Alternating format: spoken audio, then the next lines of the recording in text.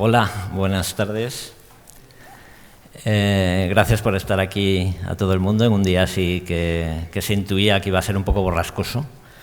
Gracias, por supuesto, también a Gervasio por estar esta tarde dedicando su tiempo a este acto. El próximo día 20 se cumplen 15 años del inicio de la invasión de Irak. Más de un mes antes, un 15 de febrero, millones de personas a lo largo y ancho del planeta habían expresado su rechazo durante los preparativos a la guerra. Salimos a la calle para decir no a una guerra criminal, como todas, pero aún más absurda y más estúpida. Habría que preguntarse por qué una parte de alguna de las gentes organizadas que entonces pusieron toda su energía en la protesta contra esa guerra prefieren mirar ahora hacia otro lado sobre lo que está ocurriendo en lugares como Siria. Pero para quienes estamos aquí, guardar silencio ante cualquier guerra no es una opción. Y es que la memoria de la opinión pública no se caracteriza precisamente por una gran fortaleza, más aún cuando la mecánica mediática de las empresas de comunicación se empeña en descontextualizar los acontecimientos para favorecer los intereses de los más poderosos y evitar que se les exija pagar por sus crímenes. Porque precisamente, en palabras de Mónica García Prieto, que luego veremos en el vídeo que nos han grabado, la de Irak fue una invasión que lanzaron 3 dirigentes internacionales en un acto de revanchismo infame, que además nunca han pagado y por el que siguen recubiertos de impunidad. Impunidad por la que, por cierto, todos y todas pagamos ahora un precio. Por eso, además de rescatar de la memoria las sangrantes consecuencias de esa guerra, las sangrantes consecuencias que tuvo para la población de Irak en forma de muerte y de destrucción, y de la actual delicada situación que hay en Irak, hay también que recordar que con la invasión se desestabilizó toda una zona y se produjo un estado de guerra y de terror que años después repercutiría precisamente en Siria. Hay que recordar que el ISIS nació en Irak. Hay que recordar constantemente que no se puede entender el terrorismo brutal del ISIS, cuyas raíces brotaron allí, sin volver la vista atrás. Sin esa guerra, sin esa ocupación, quizá no hubiera existido el ISIS, y si hubiera aparecido, su papel hubiera sido mucho menor y con menos incidencia. La guerra no es solo un crimen, a menudo abre más frentes, genera mucho sufrimiento, y en vez de resolver los conflictos, los agranda, los amplifica y los enquista. También en marzo los medios suelen titular que se cumple el aniversario de la guerra de Siria. Pero en un día como el de mañana, 15 de marzo, de hace 7 años ahora, tuvo lugar simplemente el más masivo arranque de las iniciales protestas pacíficas en Siria, porque el influjo de la denominada primavera árabe ya había producido efectos en la sociedad siria desde enero de 2011. Hay que señalar que el enfrentamiento armado abierto no llegaría allí hasta medio año después, pese a meses de represión brutal desde un régimen que se comportó de forma criminal contra las protestas.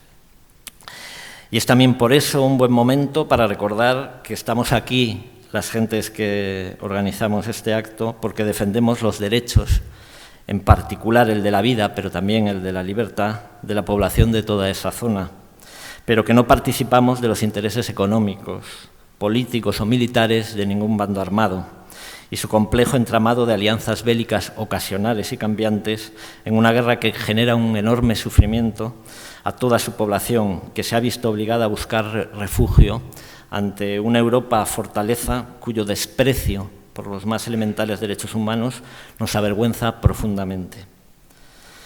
Para rememorar y tomar conciencia de las consecuencias de los acontecimientos iniciales que tuvieron lugar en toda esa zona, pensamos hace ya varios meses que necesitábamos gente que hubiese estado allí y que hubiesen contado también desde allí con constancia, profundidad, rigurosidad y honestidad lo que sucedía, que actuaran como esas fuentes independientes y fiables que tanto se echan de menos en estos tiempos de posverdad y teclado fácil en Twitter. Enseguida nos vinieron a la cabeza los nombres de Mónica García Prieto, Javier Espinosa y, como no, Gervasio Sánchez. Mónica y Javier residen actualmente en Shanghái, pero desde el primer momento se ofrecieron a hacernos llegar un vídeo como aportación a este acto, que les agradecemos enormemente. Con Gervasio ya tuvimos la suerte de contar en los 90 para que nos guiara, nos iluminara por los tortuosos caminos de la guerra en Bosnia-Herzegovina, y es un verdadero placer volverlo a tener ahora aquí, tantos años después, en un acto como este, con la misma predisposición a acudir a donde se le requiera y el mismo esfuerzo por hacer un hueco en su agotadora agenda. A veces puede parecer innecesaria una presentación en su caso, pero no viene a mal hacer una mínima mención al historial de un periodista que apuesta por la vida, como a él mismo le gusta decir.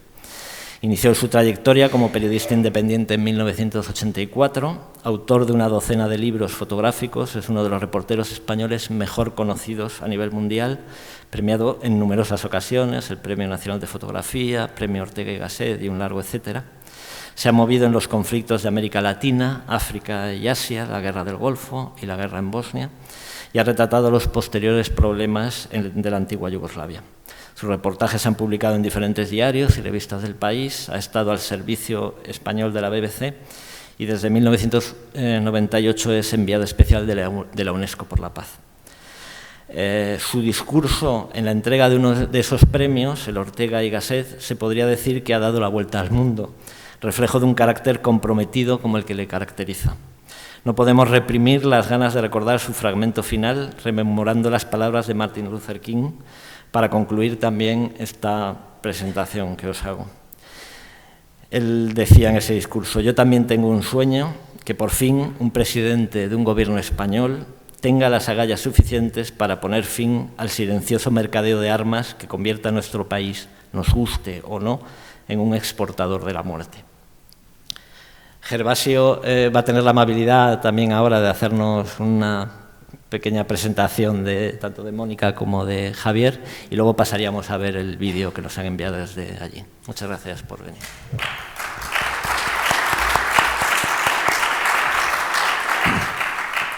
Bueno, buenas tardes. Muchas gracias, Jesús, por invitarme de nuevo. En primer lugar, estoy sorprendido del número maravilloso de personas que nos acompañan, teniendo en cuenta que las manifestaciones contra la guerra de Irak fueron multitudinarias. Había centenares de miles de personas en Zaragoza, incluso millones en Madrid y en Barcelona. Me sorprende que 15 años después, en un acto como este, organizado con el esfuerzo de una serie de personas, acabemos siendo prácticamente, lo hagamos en familia, ¿no? Tiene mucho que ver con el postureo, en realidad. Yo creo que mucha gente que salía a gritar contra la guerra en realidad era una postura que estaba de moda, porque la misma gente que salió en el 2003 a protestar, o mucha de la gente que salió a protestar contra la guerra de Irak, nunca había salido ni nunca volvió a salir, ni contra la guerra de Bosnia, ni contra la guerra de Ruanda, ni contra la situación en Palestina, ni con guerras que han ocurrido después del 2003, especialmente, o como una de las más brutales, Siria, pero también podemos hablar de Yemen, Afganistán, etcétera, etcétera. La verdad es que uno se acaba cansando con el paso de los años del postureo de los ciudadanos, de la actitud muchas veces, de la actitud de ir siempre a favor de la ola, cuando la moda es salir a la calle a gritar no a la guerra, todo el mundo se apunta. Y en cambio, cuando realmente hay que hacer un recordatorio sobre lo que ocurre, pues o que ha ocurrido en los 15 últimos años en Irak y por extensión en Oriente Medio y por extensión en Siria, dos conflictos muy relacionados, pues estamos, insisto, en familia, teniendo en cuenta el esfuerzo que ha hecho Javier y Mónica por mandar un vídeo, el esfuerzo de los organizadores y mi propio esfuerzo, porque estoy casi al borde de la inanición del ritmo que llevo. Pues bueno, me parece alarmante, ¿no? Por supuesto, tampoco veo a mucha gente vinculada al 15M, tampoco veo mucha gente vinculada a los partidos que se han alumbrado a partir del 15M, y entonces al final acabas un poco llegando a la conclusión de ¿vale la pena hacer estas cosas? ¿Vale la pena ir a un centro de historias a contar o a hablar sobre el tema? O mejor me quedo en mi casa tumbado, que me hubiera venido muy bien teniendo en cuenta que llevo semanas sin parar un segundo en mi casa, ¿no? Bueno, vale la pena, sí que vale la pena, porque finalmente vale la pena por ustedes, ¿no? Y yo estoy aquí muy a gusto, y voy a intentar, pues, primero presentar a Javier Espinosa a Mónica García Prieto y a Javier Espinosa, y decirles que ahí a la entrada hay libros, posiblemente los mejores libros que explican ambos conflictos, realizados por estos dos magníficos periodistas, que aparte son buenos amigos, pero el hecho de que sean amigos no significa que yo les vaya a endulzar la biografía. Les aconsejo que, si no les interesa, por lo menos que lo puedan revisar, porque son dos libros fantásticos para entender qué ha pasado en Irak y en Siria los últimos 15 años. Lo mejor que se ha publicado en España, desde luego, pero también a nivel, digamos, europeo o mundial, ¿no?, sobre el conflicto de ambos conflictos. Yo, sinceramente, sobre Mónica y Javier solamente puedo hablar bien, ¿no? Los conozco. Javier nos conocimos en el año 93 en Sarajevo. De hecho, a veces incluso hacíamos ya en el Hotel Holiday Inn, en la habitación 507, que eran las oficinas de EPA, ¿no?, de la agencia European Press Agency, que la dirigía un buen amigo nuestro, que ahora mismo está en México, Henry Martí. Hacíamos casi como lo que se llama hoy día la cama caliente. Cuando él no dormía en la cama, dormía yo, y viceversa. Nunca dormimos juntos, pero sí que siempre utilizamos la misma cama.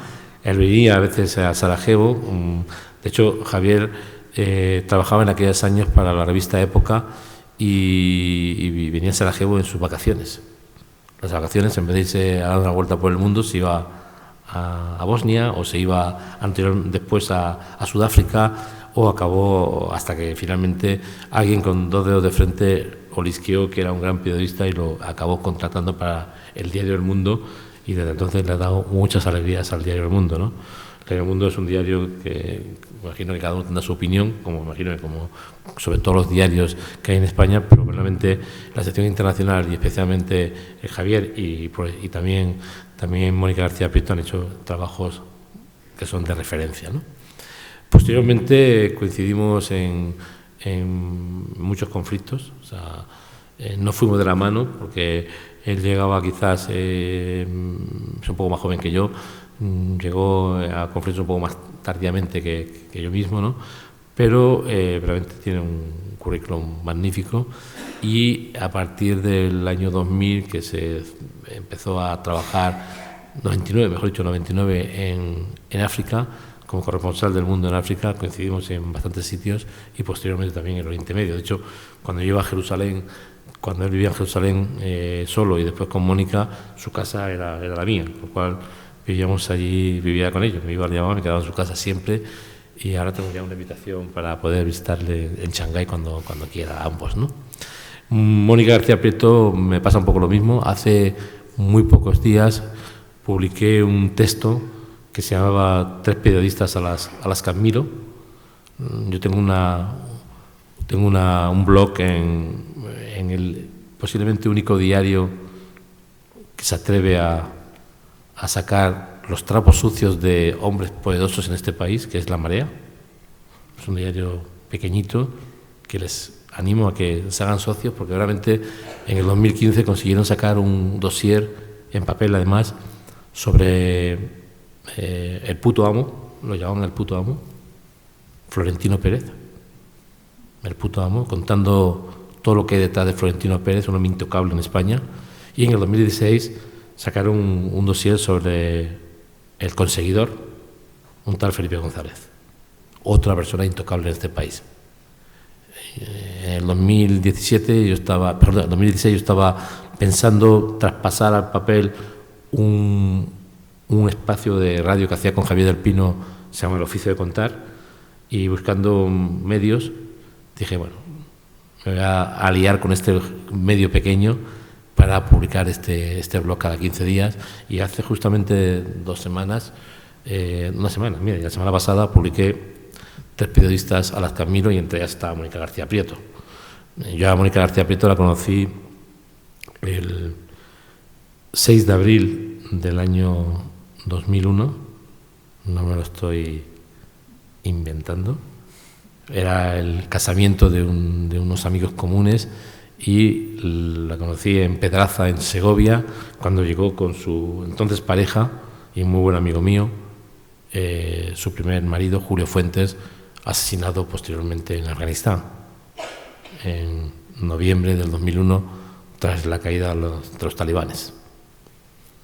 Desde entonces pues hemos coincidido en muchísimos sitios, ¿no? Especialmente ella me invitó, junto con un grupo reducido de amigos, a el momento más duro de su vida, que fue pues acompañarla en el duelo por su marido.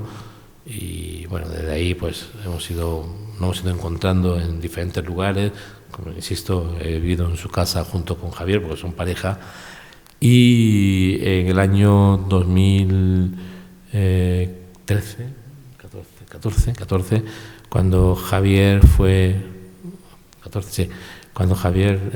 13, sí, ya estaba yo aquí un poco...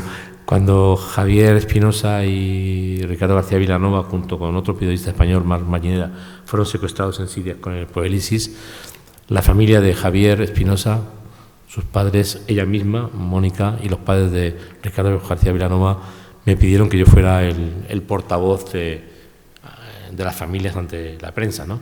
Teniendo en cuenta que el secuestro duró 6 meses, pues desde lejos ha sido el peor momento de mi vida, porque no se trató solamente de apaciguar a mis compañeros periodistas, pedirles en algunos momentos que no sacaran informaciones que podían ser sensibles para la búsqueda de una solución a los secuestrados, o incluso a veces pedirles, por favor, ahora sí que hay que sacar toda la información y os pedimos un esfuerzo, sino que tuve que relacionarme muy estrechamente vía Skype, casi diariamente, con Mónica, que estaba en Beirut, y realmente fue cuando empecé a admirarla de verdad, ¿no? Porque era una mujer que tenía a su pareja secuestrada en Siria, 2 hijos muy pequeños que esperaban la llegada de su padre el mismo día que fue secuestrado. ¿Cómo le cuentas tú a un niño de 7 años y una niña de 3 años que el hombre que va a llegar, que es su padre, ya no va a llegar? ¿Cómo se lo cuenta durante 6 meses, ¿no?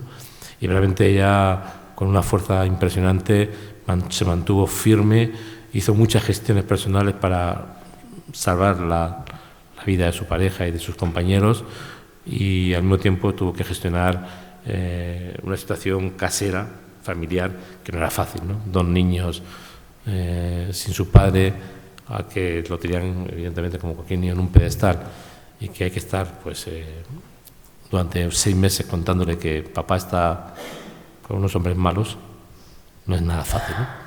Dicho todo esto, insisto, creo que ellos han escrito 2 libros que son fundamentales para entender la crisis de los últimos 15 años tras la invasión de Estados Unidos, capitaneada por Estados Unidos, pero también con el apoyo de Gran Bretaña y, por desgracia, con el apoyo de España. Y creo que son fundamentales para entender mejor lo que ha ido ocurriendo y para que los ciudadanos sepan que hay unas causas que explican los desastres de la guerra, ¿no? Siempre. La guerra no se producen porque carambolas, sino detrás siempre hay unas causas, hay unas razones, hay que explicarlo bien para que todo el mundo lo pueda entender, ¿no? Yo apenas, de hecho no he cubierto la guerra de Siria, porque he estado los últimos años trabajando mucho en Afganistán con mujeres y niñas forzosamente casadas, una exposición que se pudo ver aquí hace un par de años en el Centro de Historia, pero sí que cubrí bastante bien y con regularidad, y en situaciones de mucha tensión y de peligro, incluso de situaciones complicadas, la guerra de Irak sobre todo entre el 2003 y el 2009. Luego pasé un par de años sin ir, luego ya regresé otra vez en 2012-2013, primero coincidiendo con la invasión de Irak, posteriormente con lo que fue la posguerra, que ahí realmente es la clave para entender todo lo que ha ocurrido. Los americanos podían haber invadido Irak de una manera un poquito más inteligente. La verdad que si había una manera estúpida de invadir un país, es la que utilizaron. O sea, no tenían un plan para sustituir al asesino que gobernaba ese país, criminal y genocida, ¿no? Saddam Hussein, uno de los hombres más brutales que ha habido en la historia. No tenían un plan, o sea, se sacaban del poder a Saddam Hussein, pero sin un plan de choque, un plan preparado para qué hacemos el día después de la invasión, qué hacemos el día después de que tumbemos el gobierno o el régimen de Saddam Hussein, ¿no? No tenían plan. Yo estuve allí, lo vi todo con mis propios ojos, con lo cual nadie me puede contar ninguna película. Fue un desastre total. Realmente es difícil hacerlo peor. O sea, permitir que los hospitales, que los museos, que los ministerios fueran asaltados, ¿no? El único ministerio que no se asaltó, qué casualidad, fue el del petróleo.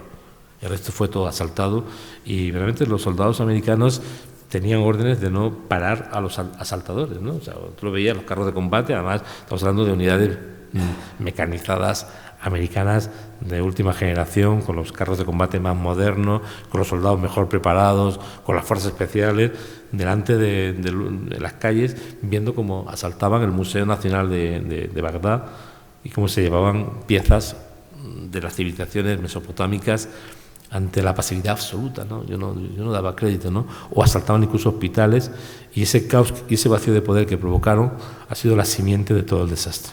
Porque, insisto, evidentemente no era necesario, y creo que fue un error estratégico invadir Irak, y esto ha provocado una situación catastrófica en los últimos 15 años. Pero si haces una invasión, por lo menos hazla bien. Intenta hacerla bien, intenta ver qué puedes hacer al día siguiente, no provoques un vacío de poder y sobre todo no permitas que se empiece a crear movimientos anti Estados Unidos, en los que al final aparecen pues desde gente que realmente combatía porque no querían una ocupación, iraquíes que eran personas muy decentes que no estaban en contra de la ocupación y que se volvieron guerrilleros, hasta gente que llegó por allí pues para aprovechar la situación de caos y hacer sus propios negocios radicales, ¿no? Había combatientes de todos los lugares posibles e imposibles, gente que había estado anteriormente en Afganistán en los años de la invasión soviética, o en la Argelia del GIA, o en otros conflictos que se habían producido en la zona. Aparecieron ejércitos enteros de combatientes árabes que, evidentemente, aprovechando que el enemigo estaba dentro, también pusieron patas arriba el país y han provocado que las salidas políticas sean muy complicadas, tanto en Irak y en Siria. Ahora vamos a hablar a Javier, y que lo cuentan muy bien, cuentan dónde empezó todo y qué pasó y cuál fue el papel que jugó el régimen de Assad durante la guerra de Irak. O sea, cuando los iraquíes iban en masa a refugiarse en Siria, y qué pasó, qué hizo, qué hicieron, y cómo al final, cuando creas un monstruo o un Frankenstein, se te descontrola. Ahora que estamos en el 200 aniversario del famoso libro de Mary Shelley, que les recomiendo que lean, porque el libro es mucho más interesante que las películas. Incluso hasta las películas buenas de Frankenstein son una risa al lado de lo que es el libro. El libro es una maravilla. Y creo que cuando tú creas un monstruo, el monstruo se te descontrola, y esto es lo que ha pasado primero en Irak y luego en Afganistán. Recuerdo la primera vez que yo oí hablar del ISIS, tengo todavía en mi ordenador algunos vídeos que me pasaron personas vinculadas a los servicios de seguridad y secretos iraquíes en el año 2013, cuando la palabra ISIS no existía, y me enseñaban unas imágenes de un grupo armado que se había formado y que actuaba con mucha violencia, y cuando las vi no daba crédito a lo que estaba viendo. Y mira que yo llevaba años entrando en las morgues de Bagdad y de otras ciudades de Irak y viendo qué es lo que pasaba por las noches, especialmente por las noches en Irak, ¿no? O sea, los degüellos de personas, los desastres, las cabezas cortadas, lo que quieran ustedes imaginaros, era el pan nuestro de cada día.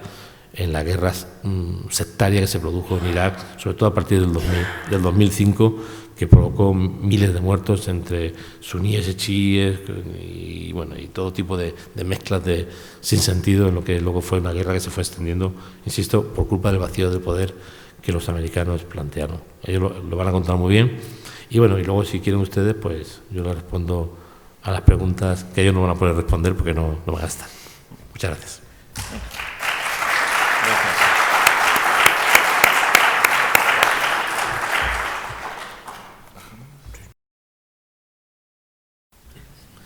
Bueno, como habéis visto, pues han explicado en 20 minutos 2 guerras y la verdad es que lo han hecho creo que muy bien. Vale la pena seguirles porque creo que han explicado con bastante claridad y de manera pues muy didáctica qué ha sido todo ello. Pero en realidad lo que ha pasado en Siria y en Irak es parte de lo que ha pasado siempre, ¿no? En los conflictos, ¿no? Los talibanes no nacieron en Afganistán de repente que eran los talibanes. Los talibanes en realidad fue un grupo organizado y preparado y creado por los servicios secretos pakistaníes. Además, en la época en que el país estaba dirigido por una mujer, Benazir Bhutto. Durante la época de Benazir Bhutto, los servicios secretos pakistaníes querían tener un grupo armado, un títere, que entrase en lo que era el Afganistán post-soviético, cuando los soviéticos, en realidad los rusos se fueron de Afganistán el 15 de febrero del 89 y abandonaron el país prácticamente dejándolo desnudo, sin gobierno. Empezó una serie de grupos armados a intentar controlar Kabul como la capital de Afganistán y empezó una guerra civil entre grupos pastunes, tayikos, azaharas, suníes, chiíes. Bueno, al final fue un conflicto tremendo y los servicios secretos pakistaníes organizaron en las madrasas, en las escuelas coránicas, donde había muchísimos afganos que habían llegado huyendo de la Unión Soviética y que habían perdido en el camino a sus padres, muchísimos estudiantes. Los talí es un estudiante coránico, talibán son varios estudiantes, muchos estudiantes coránicos, acabaron instrumentalizándolos y convirtiéndolos en su peón en Afganistán, hasta que se les fue de las manos, ¿no?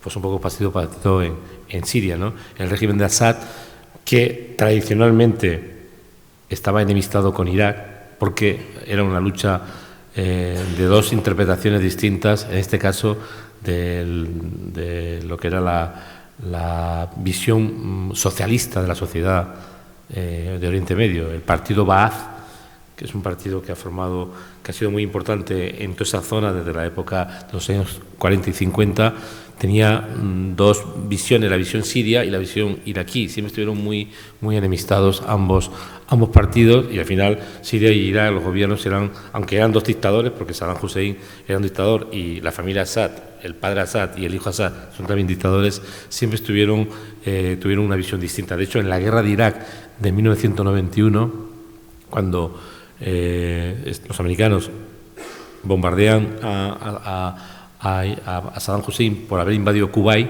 Siria es un aliado, actúa como aliado de Estados Unidos. Imaginaros, el Siria, que estaba convertido, era un país prácticamente que se había convertido en un país que era un país donde había grupos armados de todo tipo de índoles, ¿no?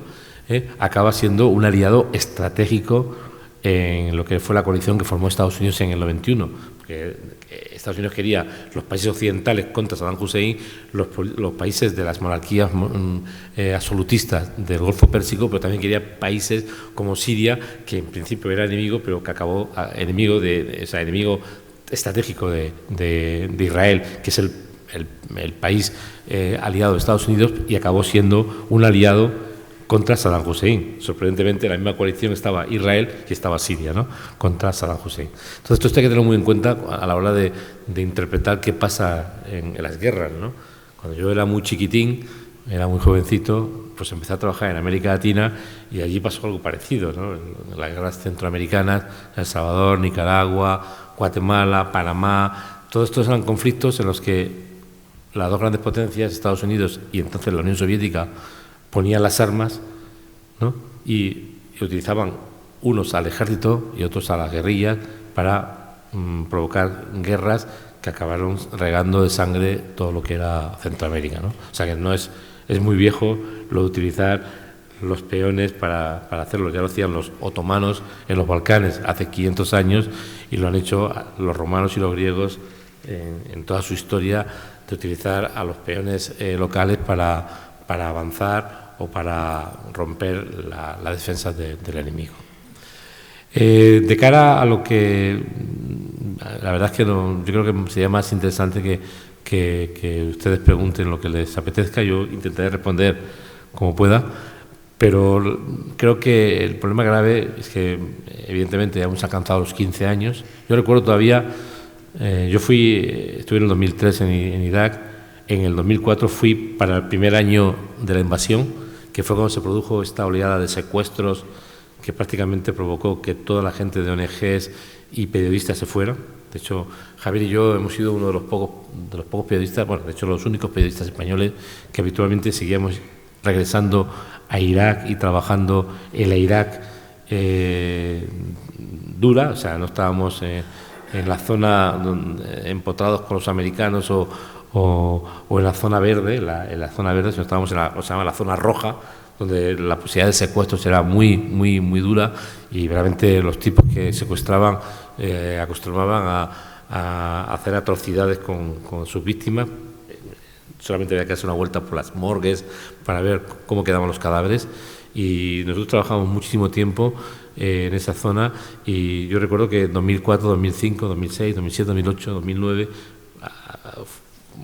fui acudiendo a Irak una media de 2 viajes al año, que eran de 3 meses de 3 semanas a 4 semanas, que se me hacían eternos, ¿no? Y de hecho casi siempre intentaba salir por el Kurdistán, porque en el Kurdistán, aparte de hacer un par de historias que a mí me interesaban, que eran los mutilados por las minas y los desaparecidos, pues se vivía bastante más tranquilo que en las zonas kurdas, que en las zonas, digamos, que estaban totalmente golpeadas por lo que fue la guerra sectaria. Como decía Javier, en un momento fue más brutal aún que las demás guerras. Cuando los suníes y los chiíes empezaron a matarse entre ellos, realmente aquello sí que fue un baño de sangre importante. Ahora mismo las cosas pues siguen complicadas. En los últimos meses, como han visto, el ISIS ha sido expulsado o el Daesh, como se suele llamar, han sido expulsados de ciudades como Mosul. A mí me sorprendió mucho cuando Mosul fue ocupada por el ISIS. Mosul es la segunda ciudad más importante de Irak, después de Bagdad. Yo recuerdo, luego lo entendí bien, pero recuerdo que había hablado con algunos amigos cuyos hijos estaban luchando en Mosul, y a mí me extrañaba mucho que chiíes estuvieran en una ciudad suní, como es Mosul, en su mayor mayoría suní. Unidades militares del Ministerio de Defensa, que estaban dirigidos por los chiíes, mandaban sus divisiones chiíes prácticamente a Mosul, y esto era una provocación. De hecho, el ISIS entró en Mosul sin apenas pegar un tiro. De hecho, el ejército chií se retiró, dejó muchísimo material de guerra en manos de los suníes, e incluso dejaron millones y millones y millones de dólares en los bancos, que simplemente tuvo que llegar el ISIS, abrir las puertas de los bancos y quedárselos, ¿no? Y estuvieron 3 años, ¿no? Evidentemente los 3 años fueron muy duros para la población civil, pero es sorprendente, ¿no? Lo que voy a decir, a veces la población a la que le han intentado forzar a creer en un ejército de otra naturaleza religiosa prefiere a la gente que forma parte de su interpretación del Corán, como son suníes, aunque sean extremadamente radicales. Pasó un poco también en Afganistán con los talibanes ocuparon Kabul. La gente no aplaudió, pero nadie se quejó, porque los talibanes ponían fin en el año 96 a la guerra civil. Y en la guerra civil Kabul estaba repleto de tayikos, de azaras, de uzbecos, algunos uzbecos al mando de un general que había sido un general que había luchado junto a los soviéticos, Dostum, que era un criminal de guerra, que violaban sus uzbecos a caballo, violaban cada vez que entraban en una población, violaban a todas las mujeres y niñas, y cuando los talibanes ocupan Kabul, no, solamente se producen 2 muertos. Sacan de la misión de Naciones Unidas al antiguo presidente Nayibullah y a su hermano y los ahorcan en la plaza pública. Y ahí se acaba el tema. O sea, los talibanes, los ciudadanos, yo de hecho estuve después en Afganistán en el 97 y me sorprendía ver a mis amigos todos con grandes barbas, que a los que les preguntaba, ¿pero estáis contentos con los talibanes? No estamos contentos, pero los talibanes han impuesto la paz, han pacificado el país. Antes había cinco grupos armados y ahora solamente hay uno, que son ellos. Con lo cual, si no te metes en lío ni en política, vas 5 veces a rezar, evidentemente no dejas que tus hijas estudien y tus mujeres salgan a la calle, no pasa absolutamente nada, ¿no? Pues un poco pasaba con el ISIS en Mosul. El ISIS impuso a rajatabla la interpretación coránica radical a suníes desde un punto de vista suní, mientras que los chiíes que venían del Ministerio de la Defensa y del Ministerio del Interior, que algunos de ellos eran puras milicias, ¿no?, pues tenían otra actitud con los propios sunís. Entonces hay que intentar entender un poco, porque al final las guerras no se explican solamente porque haya una invasión. La invasión fue la mecha que lo propagó todo, pero después ha habido muchísimos momentos en los que las propias contradicciones entre los iraquíes, las guerras sectarias entre suníes y chiíes que vienen desde la época de Mahoma, o sea, el Islam se dividió tras la muerte de Mahoma, o sea, prácticamente al inicio del Islam, y se dividió fuertemente, ¿no? Y esto ha sido siempre para los suníes, los chiíes son una secta que pisotea, que hay que exterminar, y los chiíes tienen una visión sobre también, yo estoy hablando un poco en términos radicales, luego hay millones de suníes y chiíes que pasan de todo esto, y de hecho se casan entre ellos sin problema, ¿no? Pero que realmente la gente que instrumentaliza la violencia histórica lo saben hacer muy bien, manipulan a la gente, les acaban comiendo la cabeza y el cerebro y acaban utilizando el odio antiquísimo para propagar las venganzas actuales, ¿no? ¿Qué ocurre para que empiece la guerra sectaria? Una mezquita de una ciudad iraquí del norte de Bagdad es volada en 1000 pedazos, una mezquita que tenía 1200 años, ¿no? Y ahí empieza el desastre. Para los que vuelan la mezquita provocan, como bien decía Javier en el vídeo y Mónica también, provocan la guerra civil, que es lo que estaban buscando, ¿no? Provocan que cada ciudadano iraquí en un país de 30 millones de habitantes coja el arma y quiera defenderse contra el vecino por ser simplemente de otro grupo religioso, ¿no? Y de hecho los barrios se empiezan a unificar y a limpiar religiosamente en esos años. Barrios que vivían poblaciones mixtas, si el grupo armado era suní, se tienen que marchar, si no se los cargan. Si el grupo armado era chií, se tienen que marchar a los suníes si no se los cargan, ¿no? Y los cristianos, que era una minoría importante de Irak, y todos además muy involucrados en negocios que habían dado mucho dinero, como eran negocios comerciales, alcohol, se acaban marchando en masa, unos al Kurdistán y otros fuera del país. De hecho, recuerdo haber hecho algún reportaje con cristianos que estaban comprando los pasaportes, pagando miles de dólares, pero que para ellos la única manera de sobrevivir y no morir en aquel desastre era yéndose del país. Si queréis, pues levantéis el brazo y preguntáis y yo humildemente os intentaré contestar.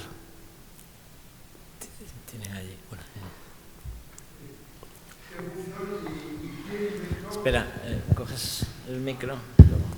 Sí. No, es que... No, pero es que lo estamos grabando, si no te importa. Que estamos grabando. Vale. Bien, entonces que no sean difíciles, ¿eh? Sí. ¿Cómo se inventó? ¿Quién inventó y qué efecto ha tenido? ¿Qué efecto ha tenido lo de la primavera árabe en todo este conflicto? Bueno, a ver, las primaveras árabes se extienden por todo el Magreb, ¿no? Empiezan en Túnez y luego acaban salpicando todo el Magreb, todo lo que es el norte de África, y al final acaban también incluso llegando a países de las monarquías del Golfo Pérsico y países como Egipto, ¿no? Que también pues, es uno de los países más importantes. Y yo creo que a Irak realmente la primera vez no supuso nada porque había una guerra ya de por sí y no produjo ningún cambio. Yo recuerdo haber estado en Bagdad en 2012-2013 y ahí no se oía para nada algo que ver con la primavera árabe. En cambio en Siria sí que fue, la primavera árabe fue un levantamiento primero civil contra el régimen del Assad y posteriormente el levantamiento civil se convirtió en un levantamiento armado de múltiples grupos armados, de múltiples concepciones políticas, religiosas, que además tuvieron dificultades también para entenderse entre ellos y al final pues en un lío muy grande de siglas pues se atomizó muchísimo toda la lucha contra Assad y bueno, Assad fue capaz de instrumentalizar todas estas divisiones para, pues, sin importarle mucho, para mantener el conflicto hasta, bueno, de lo que dura los mismos 7 años, ¿no?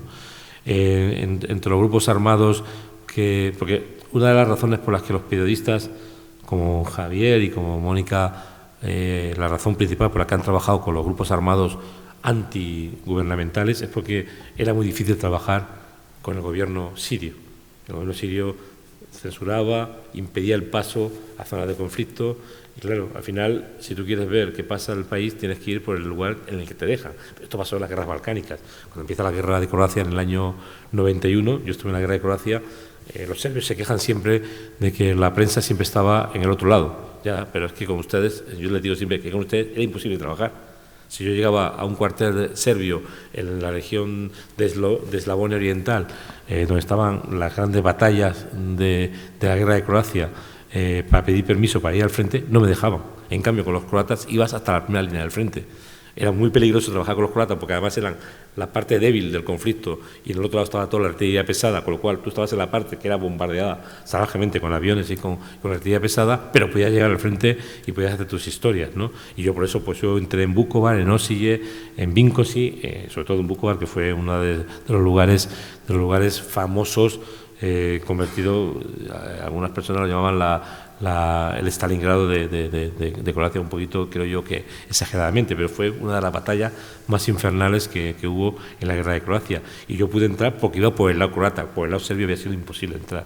Entonces pasó un poco lo mismo con el régimen de Assad. Assad, en vez de custodiar e interpretar que la prensa internacional tiene que trabajar y es importante darle juego, pues se cerró en banda y al final la gente lo que hacía era ir por la parte en aquel momento débil, que eran los grupos armados opositores a Assad, ¿no? Y durante, sobre todo 2011, 2012, 2013, se pudo trabajar, no fácil, pero sí con bastante, podías llegar a las líneas del frente a través de estos grupos armados. Lo que ocurrió es que a partir del 2013 empezaron, sobre todo a partir de junio de 2013, empezaron los secuestros de periodistas. En muy poco tiempo hubo una treintena de periodistas secuestrados, por supuesto también civiles sirios secuestrados, de los que nadie ha hablado, periodistas sirios secuestrados, gente de ONG secuestrados, y esto hizo que el conflicto se convirtiera prácticamente en imposible, ¿no? En España, pues entre el 2013 y el 2014, de hecho,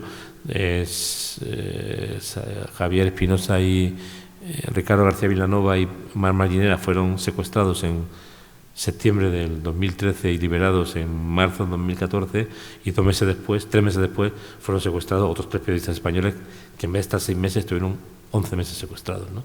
Con lo cual al final ha sido muy difícil poder hacer este tipo de cobertura, ¿no? No sé si le he respondido más o menos a la pregunta. ¿Me pone un 5 por lo menos? ¿Eh?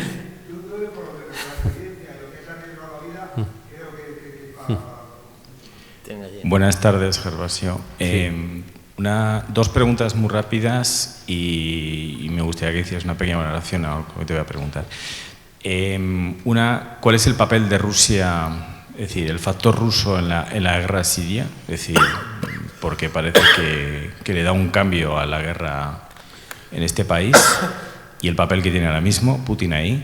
Segundo, Kurdistán. A mí me importa mucho el tema kurdo porque es gente que desde finales de la Primera Guerra Mundial tenemos ahí un tema pendiente, parece ser, y ahora tienen armas. Y luego, en tercer lugar, es yo creo que el gran desastre de Siria e Irak, humanitario, refugiados, pero también el material, porque aquí hay que reconstruir con dinerito muchísimas ciudades, economías. Y luego algo que a mí me parece muy importante, que es la reparación humana, es decir, la reconstitución de las comunidades y de las familias. Porque estamos hablando de una guerra que es verdad, 15 años, pero la siria creo que ahora mismo se conmemoran, si no recuerdo mal, también 7 o 8 años. Sí, claro. Creo. Y ahí hay de fondo un mar emocional y de dureza humana tremendo, ¿no? Gracias. Bueno, Rusia es una potencia importantísima, siempre ha sido aliada de Siria. E incluso cuando Estados Unidos dejó de ser el aliado principal de Irak, del Irán de Saddam Hussein contra el Irán de Khomeini, se convirtió también en uno de los baluartes de Irak, ¿no? O sea, en el conflicto de Oriente Medio Rusia juega un papel importante y muchos de los ejércitos de la zona de Oriente Medio están armados por Rusia. Las armas son rusas, ¿no? Soviéticas hace décadas y ahora son rusas. Bueno, es un juego también que tiene mucho que ver también con las formas de actuar de la Guerra Fría. Hasta hace poco Rusia tenía una situación interna muy explosiva, muy complicada. De hecho, tras el fin de la caída del muro de Berlín en el 89, prácticamente hasta el 99, sus propias crisis internas impidió a Rusia jugar el papel que solía jugar durante la Guerra Fría tras la Segunda Guerra Mundial, y Rusia está recuperando su papel en la zona. O sea, ellos mandan mucho y tienen mucha influencia y mueven soldados y mueven armas y apoyan a quien le da la gana, ¿no? Y a quien les interesa. Y Putin, en ese sentido, ha untado todo su régimen de ultranacionalismo y lo está utilizando muy bien. De hecho, los europeos están cada vez más preocupados y actúan pues sin contemplaciones, ¿no? Se está arriesgando a que haya un boicot al Mundial de Fútbol por culpa de lo que ha pasado recientemente en Gran Bretaña, y no es ninguna broma. Los británicos están extremadamente cabreados con lo que ha ocurrido, y si estas dos personas mueren y el Bobby inglés también muere, que está afectado, se puede montar una pero gorda, ¿no? Rusia hace su papel. Rusia es una grandísima potencia, en este momento quizás años luz de Estados Unidos por sus propias crisis internas y sus guerras. Hay que tener en cuenta que la desintegración de la Unión Soviética produjo una quincena de guerras en la que los soldados rusos tuvieron que luchar, no solamente en Chechenia, o estuvieron presentes en Georgia o en Nagorno-Karabaj o en otros conflictos. En Tayikistán también hubo una guerra, en Afganistán salían de Afganistán, pero salieron de Afganistán bajo una situación en la que ya no se llamaban ni soviéticos, eran rusos, y esto ha hecho que durante una parte importante de lo que ha sido el fin del siglo XX y el principio del siglo XXI han estado agazapados, pero empiezan a coger mucha influencia militar, político y militar, y esto va a ser muy importante en el futuro. O sea, habrá que tener de nuevo en cuenta a los rusos en todas las negociaciones. Aparte de que tienen derecho a veto en Naciones Unidas, en el Consejo de Seguridad, como evidentemente también tiene otros países, que creo que es uno de los problemas graves por los que muchos de los conflictos no se solucionan, porque hay 5, como saben, países con derecho a veto, y las crisis mundiales, en cada crisis mundial, pase donde pase, siempre hay una de las potencias inmiscuida, directa o indirectamente, a veces varias. Y evidentemente cuando les tocan su patio trasero, levantan el dedo y dicen no, usted aquí no puede inmiscuirse porque es mi patio trasero, y si se inmiscuye yo aplico el derecho a veto, y las resoluciones de Naciones Unidas no se pueden llevar a cabo, ¿no? Y está pasando de nuevo de una manera bastante preocupante, ¿no? Eso por un lado. En lo que te refieres, la segunda pregunta es el Kurdistán. Bueno, Kurdistán es un territorio que se ha beneficiado de la caída de Saddam Hussein.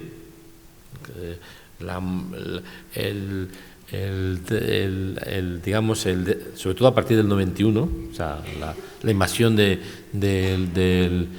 Kuwait en el 91 provocó prácticamente el fin de la influencia de Saddam Hussein en el Kurdistán. De hecho, el Kurdistán quedó prácticamente con un estatus especial después de masacres y matanzas brutales, rayando el genocidio en los años 80. Y o sea, yo que he trabajado mucho el tema de los desaparecidos en el Kurdistán iraquí y en Irak, conozco casos de atrocidades impresionantes ocurridas en el año 83, el 28 de junio de 1983, las fuerzas, divisiones blindadas iraquíes de Saddam Hussein entraron en el Valle Barzán, en el Kurdistán iraquí, y se llevaron a 8.000 varones. 8.000 varones. O sea, de hecho se llama el Valle de las Viudas, ¿no? Entre ellos 300 niños, y solamente han aparecido 600 cadáveres, 600 restos. Y en esos momentos en Bagdad estaba un tal Donald Rumsfeld bendiciendo el régimen de Irak, porque en aquel momento, 83, estábamos en plena guerra contra Irán, y el malo entonces era Khomeini, ¿no?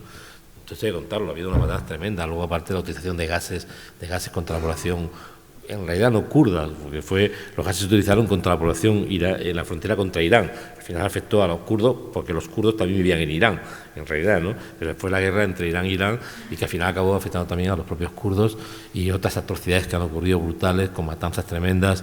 Está ahí. Kurdistán es un territorio complicado.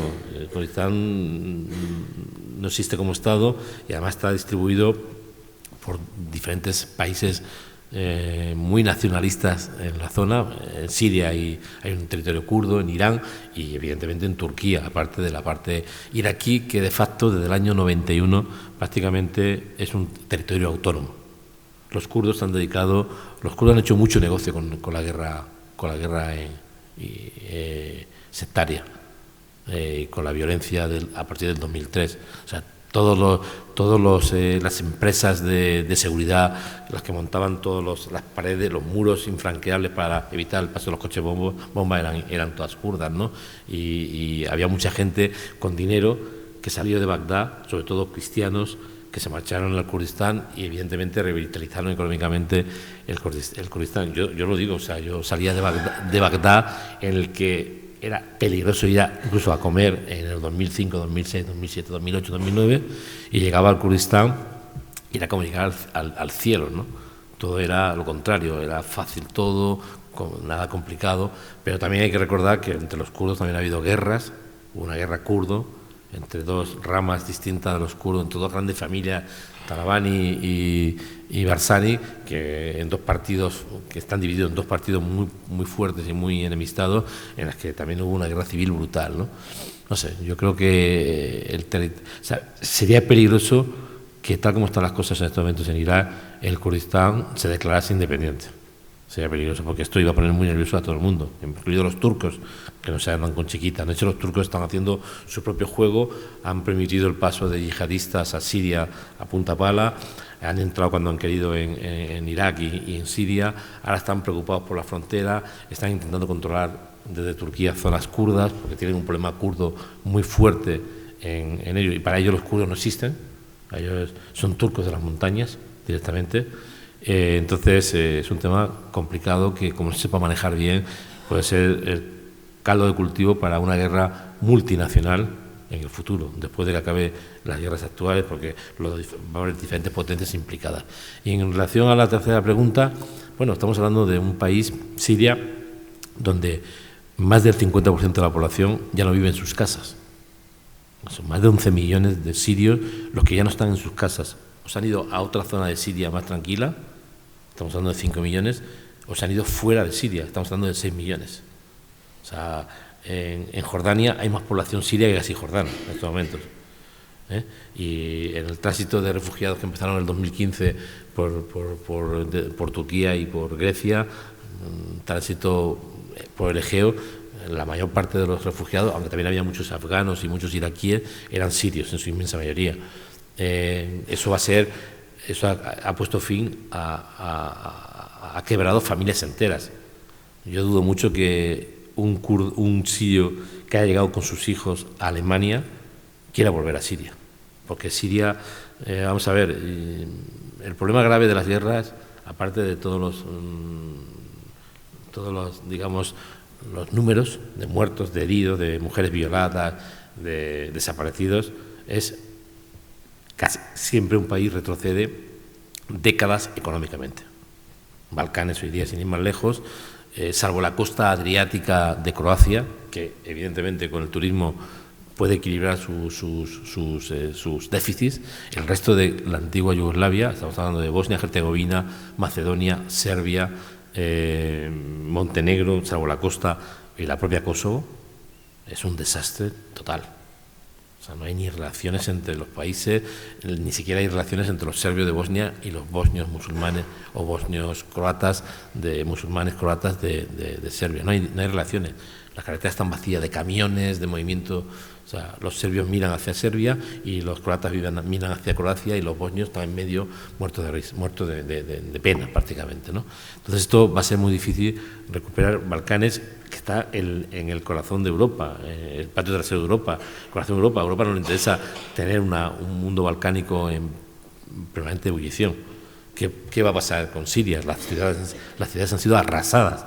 Hay barrios enteros arrasados, como pocas veces he visto yo en mi vida, ¿no? Entonces, todo esto, si se va a reconstruir Siria como se ha reconstruido Afganistán, es decir, con la presencia de 15 años de fuerzas extranjeras, que no ha servido para mucho, más que para que los que eran ricos sean más ricos, los señores de la guerra sigan siendo señores de la guerra, que al lado de los presidentes, en la misma presidencia de Afganistán hay señores de la guerra, criminales de guerra que asesinaron a miles de personas en los 90, pues yo creo que esto tampoco va a ser el futuro, ¿no? Con lo cual yo dudo mucho que un sirio que haya llegado a Europa y se haya formado un hogar en Europa, en Alemania, en Austria, en Italia, en España, quiera volver a su país, con lo cual das una idea también de que evidentemente los sirios que han huido y han llegado a Europa no son los pobres, son la clase media alta. Son los que han podido conseguir dinero suficiente para poder pagar las mafias. O sea, salir de Siria y llegar a Alemania no era barato. No era barato. O sea, había que hacerlo por tierra y por mar, y estamos hablando de miles de euros por persona. Y da igual que si fueras un bebé, tenías 5 hijos o ibas con 2 abuelitos. Te pagaba eso, el cómputo era individualizado. Y eso no lo tenía cualquiera. Al final los que huyen de las guerras, ¿quién son?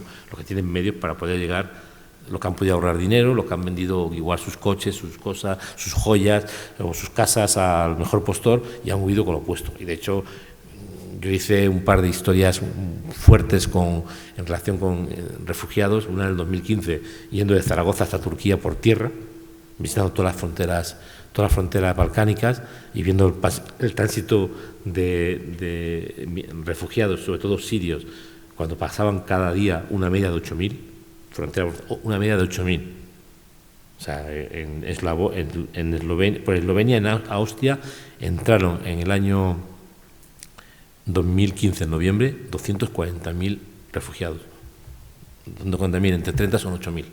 Bueno, y luego el año pasado estuve en la costa, estuve con un barco de salvamento en frente de Libia, y los sirios que recogíamos de las pateras de los sirios eran más cómodas y de mejor calidad que las pateras de los subsaharianos. De hecho, las pateras de los subsaharianos eran de goma, y las de los sirios solían ser, y los eritreos solían ser de madera, con lo cual, y además iban con chalecos salvavidas, cosa que los subsaharianos no llevaban chalecos salvavidas. Pues eso, porque pagabas, en vez de pagar 200 o 150 o 200 euros, estabas pagando 2.000, y eso te daba una garantía de que por lo menos hasta que te rescatase un barco de rescate fuera de Frontex o fuera de las ONGs, pues podías mantenerte sin ahogarte, ¿no? Entonces la mayor parte de la gente hablaban inglés, vestían, llevaban teléfonos de última generación, hablaban, vestían de una manera que daba claramente lugar a qué segmento de la población, socialmente hablando, pertenecía. Allí al fondo tenéis, y luego aquí vas a... Sí. También luego en algún momento rememorar aquellos episodios que tú te encargaste de difundir con el tema del traductor y las torturas. Y también podemos hablar de armas también y hablar del comportamiento de los vergonzosos gobernantes españoles, ¿no? Pero bueno. No solamente los del PP, los del PSOE especialmente, que también les gusta mucho vender armas. Tía. Yo quería preguntar por Siria.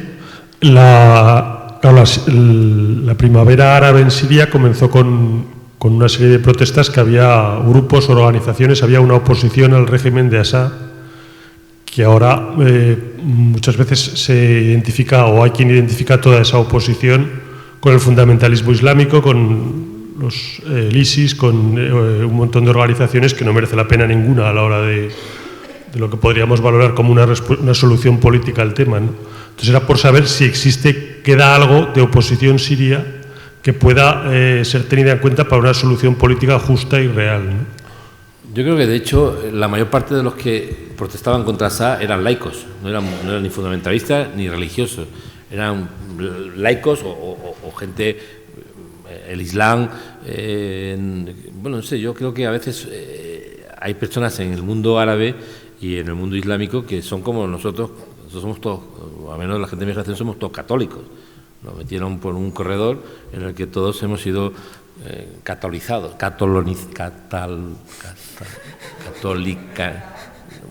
catalanes no. Bueno, hemos seguido un camino en donde somos católicos, pues desde que nos bautizan, luego nos dan un par de hostias y nos confirman, después nos llevan a hacer la comunión y al final incluso hasta la gente se muere en la iglesia o se casa en la iglesia aunque no ha pisado una iglesia en su vida, ¿no? Bueno, luego cada uno ya tiene su relación con la iglesia y con la religión como quiera, ¿no? O sea, yo me acuerdo cuando yo decía, en Bosnia hay musulmanes ateos. Y la gente decía, ¿cómo musulmanes ateos? Sí, porque los musulmanes no eran musulmanes por religión, eran musulmanes por nacionalidad. O sea, Tito, en el año 56, se estableció la nacionalidad musulmana para romper el equilibrio entre los serbios ortodoxos y los católicos croatas. Y por eso mucha gente se llamaba musulmán, pero tomaba cerdo, bebía alcohol a punta pala y no pisaba una mezquita ni vamos, el día del Bairán, del fin del Ramadán como máximo, ¿no? Como máximo. Cuando había una celebración religiosa de estas, pues a los niveles de la misa del gallo o no sé, o la boda de tu primo, ¿no? Entonces, esto pasa también un poco en Siria. Yo creo que en los últimos años la verdad es que yo el conflicto de Siria, vuelvo a insistir, yo no lo he cubierto.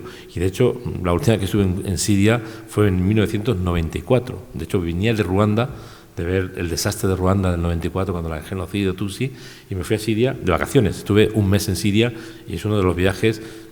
La única putada fue que era agosto y hacía un calor brutal, pero uno de los viajes inolvidables de mi vida.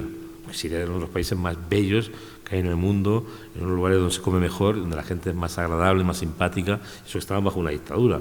Y de hecho yo conocí gente que estaba súper encabronada con el régimen, muy harta, y la mayor parte de la gente que se acercaba eran gente, estudiantes universitarios, gente que querían acabar de una vez por todas con un régimen que era laico, porque el régimen era laico. O sea, el padre, el señor Assad, que en aquel momento todavía estaba en el régimen, en el gobierno, había exterminado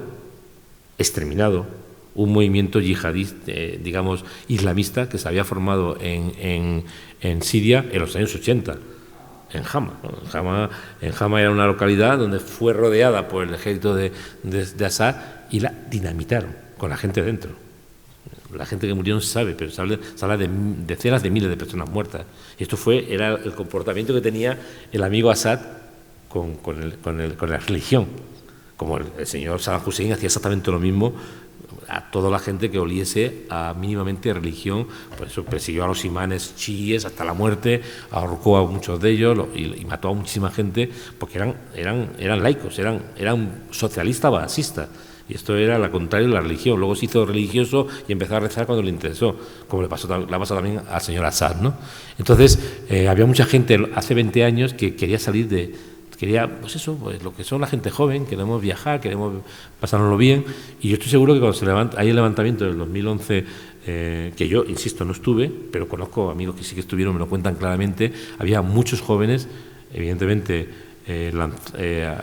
protestando contra el régimen de Assad al calor de la primavera árabe, que eran laicos, eran personas jóvenes que querían una vida mejor, querían un mejor teléfono, querían más libertad, querían vivir bien, y esta gente problema de esta gente es que los movimientos de estos jóvenes o de estas personas laicas quedaron totalmente sepultados por los grupos yihadistas.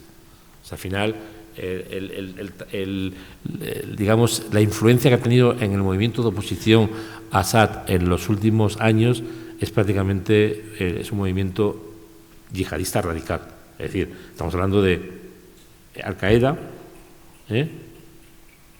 bueno, militarmente sí, militarmente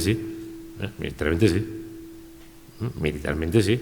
Otra cosa es que haya gente que sí, o sea, reuniones en Bruselas, en Europa ha habido muchas, pero militarmente los que tienen las armas y los que luchan son en su mayoría pues grupos pero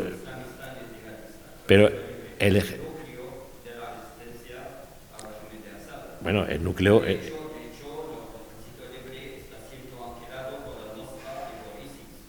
sí. Bueno, pero al final, ¿quién ha sido los que han tenido la preferencia y la prominencia en el conflicto en los últimos 5 o 6 años? Es que han sido grupos radicales yihadistas, que son los que han hecho el conflicto. Luego, otra vez, si tú al final acabas con el ISIS, como ha pasado en Mosul, ahora llega una nueva fase. Pero en estos últimos años, yo creo que el movimiento laico, el movimiento del ejército libre, como usted dice, ha quedado superado por otros grupos radicales. Y ha quedado superado. No digo que no esté presente, pero en el fondo, al final, ¿contra quién está haciendo la guerra Rusia? Evidentemente está bombardeando todo lo que hay, pero ¿quién son los que están debajo de las bombas? Pues son muchas veces... Por supuesto.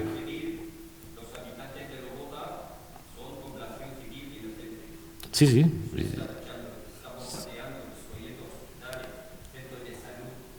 Ya. Ya, pero yo no estoy diciendo lo contrario. Yo acabo empezando diciendo que hay 11 millones de sirios que no viven en sus casas. Solamente explicando esto es como decir que mañana hubiera 24 millones de españoles fuera de sus casas o 750.000 aragoneses fuera de sus casas. Lo que digo es que el ejército libre sirio, que empezó siendo el ejército, o sea, cuando yo insisto, yo no he ido a Irak, a Siria, pero cuando mis compañeros iban a Siria, iban con el ejército libre. Y al final el ejército libre se evaporó, quedó diluido con las fracciones, porque las fracciones armadas como el Estado Islámico empezó a controlar territorio y ahí el ejército libre desapareció, entre otras cosas porque a quien pillaba siendo el ejército libre se lo cargaban directamente. Pero estamos hablando un poco y al-Nusra lo mismo, o sea, en un lugar estaba Al-Qaeda y en otro lado estaba el ISIS, que era unos eran... Pero yo lo que quiero decir que el levantamiento contra Assad seguramente lo hicieron personas que no creían en estos, que ni se imaginaban que iban a tener ni respaldaban a estos grupos intransigentes, ¿no? Pero quedaron totalmente diluidos por la fuerza militar y por la fuerza intransigente y por la radicalización de estos movimientos. Sí, seguro. Sí, pero yo esto no lo estoy discutiendo. Lo que digo es que del ejército libre queda sobre el terreno, pues, de la gente joven que se levantó contra Assad, como se levantaron en el Cairo o se levantaron en Túnez, no queda nadie. Se han largado todos, corriendo. Yo conozco muchísima gente que he conocido en los caminos diciendo, yo estaba luchando en Siria, pero me he ido de Siria porque ya no puedo luchar contra nadie porque es peor el remedio que la enfermedad. Es peor. O sea, Assad era un hijo de puta, pero los que están ahí gobernando, como la gente del ISIS, pues son peor todavía, lamentablemente.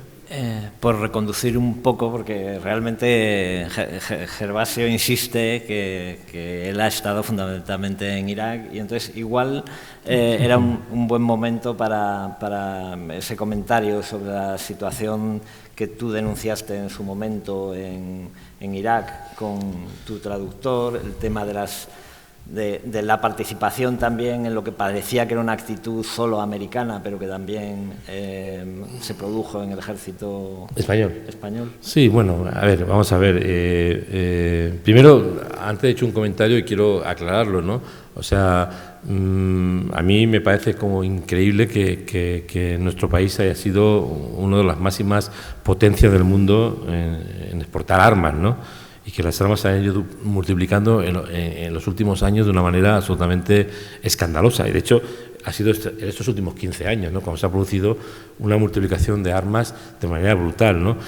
Y sorprende mucho que el presidente del gobierno español anterior, el presidente José Luis Rodríguez Zapatero, que ganó las elecciones del 2004 con una postura contra la guerra de Irak, ¿no? O sea, era claramente que él ya lo prometió, se comprometió y lo hizo. Cuando yo llegue al poder, las tropas españolas saldrán de Irak al día siguiente. De hecho, lo hizo tan al día siguiente que provocó el enfado serio de los americanos. Y además provocó también, yo creo que en ese sentido los americanos tenían cierta razón. A veces cuando tú te impones una política de presencia en un país, tienes que intentar dejar el país a medida que la seguridad de la zona en la que tú estabas haciendo seguridad la tenían que haber hecho pues con otro tipo de ritmo. Pero bueno, no importa. Zapatero se comprometió a marcharse y cuando ganó las elecciones en el 2004, al día siguiente prácticamente dio la orden. Fue una de las primeras, digamos, decisiones que tomó. Nos vamos de Irak y apenas un mes y medio, 2 meses, los españoles se marcharon. Es verdad que les cogió un momento súper duro de un incremento de la violencia en las zonas que ellos ocupaban, con un levantamiento chií encabezado por el imán Muqtada al-Sadr, que provocó serios incidentes y muchos enfrentamientos entre españoles y milicianos del ejército de al-Mahdi, que lo dirigía este imán chií llamado al-Sadr, que era un tipo cuyo padre había sido un imán muy importante, que fue asesinado por Saddam Hussein, y que él, que en realidad era un chico bastante joven y con muy poca visión, aunque luego finalmente ha sido capaz de mantenerse en el poder, pues lanzó adelante un levantamiento chií. Al mismo tiempo está produciendo un levantamiento suní en las zonas bajo control de los suníes, ¿no? En Fallujah y contra los americanos en ese caso, ¿no? Todo esto, realmente decía lo de las armas porque el señor que gana las elecciones contra la guerra de Irak, y yo siempre se hace un análisis que para mí no me da toda la clave de lo que pasó en el año 2004, quien lo recuerde. Siempre se suele decir que el mal uso que hizo el gobierno de Aznar del 11 de marzo, que fue justamente 3 días antes del 14 de marzo de las elecciones, provocó que los ciudadanos muy encabronados votaran a Zapatero para quitarse de encima al señor, en aquel momento, no Aznar, porque no iba a estar Aznar, sino el señor Rajoy. Y eso es cierto en gran medida, porque realmente la política del PP después del 11 de marzo, de los atentados del 11 de marzo, fue un desastre total. Pero también es verdad que hubo gente, yo decía antes a Jesús, hubo gente que votaba al PP, votantes del PP de toda la vida. Por ejemplo, yo pongo siempre el caso de mi suegro, que ya murió, ¿no? Mi suegro era un votante del PP, pero también por otra parte era un hombre bastante religioso, un hombre de iglesia, y que estaba muy enfadado, un hombre que salió a gritar no a la guerra, a pesar de que era del PP, como hicieron muchísimos ciudadanos españoles, porque en las manifestaciones que había en Barcelona y en Madrid había también votantes del PP. O sea, el 92% de la población española estaba en contra de la guerra, por lo cual está claro que muchos votantes del PP están en contra de la guerra. Y algunos de estos votantes del PP no votaron al PP en el 2004. Eso permitió que al final Zapatero sacase sorpresivamente, ganase las elecciones. Bueno, este señor Zapatero, entre el 2004 y el 2011, llegó a vender tantas armas, y ahora les voy a decir las cifras, que yo mismo, el día que Zapatero dejó de ser presidente del gobierno español, el último día yo escribí un artículo que se publicó en el Heraldo de Aragón y que tuvo un gran impacto porque luego corrió mucho por las redes sociales. Yo escribí un artículo que se llama "El mejor traficante de armas abandona la Moncloa", porque había sextuplicado la venta de armas españolas en 7 años, 2004 a 2011. Es decir, nosotros cuando se va Aznar vendíamos 400 millones de euros en armas, cuando se va Zapatero vendemos 2.400 millones de euros en armas. De hecho, los primeros contratos que se hacen con países como Arabia Saudí, que ahora son muy criticados por periódicos, llamados progresistas o de izquierda, como quieran llamarlo ustedes, no los hizo el PP.